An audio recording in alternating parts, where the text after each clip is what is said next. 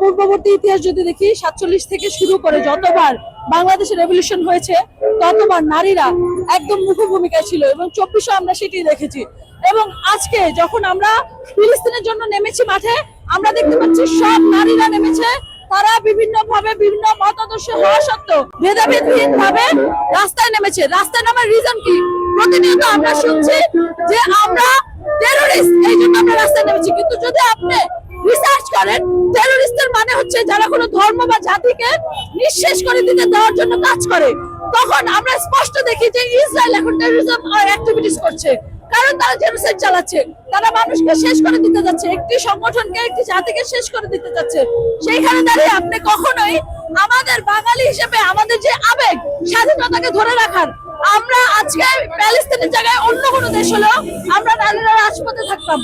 একটা দেশের শিশুদেরকে বাচ্চাদেরকে এভাবে টর্চার করে কেউ মারতে পারে না, এবং বিশ্ব যেভাবে নীরব ভূমিকা পালন করছে সেটার প্রতিবাদে বাঙালি দেখিয়ে দিতে চায় আমরা ছোট কান্ট্রি হয়ে আমাদের নারী পুরুষ সম্মিলিত ভাবে আমরা প্রতিবাদ করতে জানি। আমরা ছোট কান্ট্রি কিন্তু আমরা প্রতিবাদ করতে জানি। যারা বড় বড় কান্ট্রি হয়ে যাদের সুযোগ থাকা সত্ত্বেও মানবতার চিন্তা না করে যারা প্রতিবাদ করছে না, তারা মানুষের নামে পশুত্ব, আর সেই ধরনের পশুত্বকে আমরা প্রশ্রয় দিই না।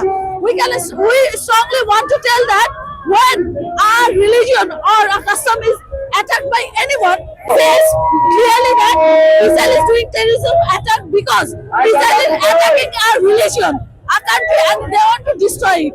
So we strongly have to say that we will boycott this kind of place.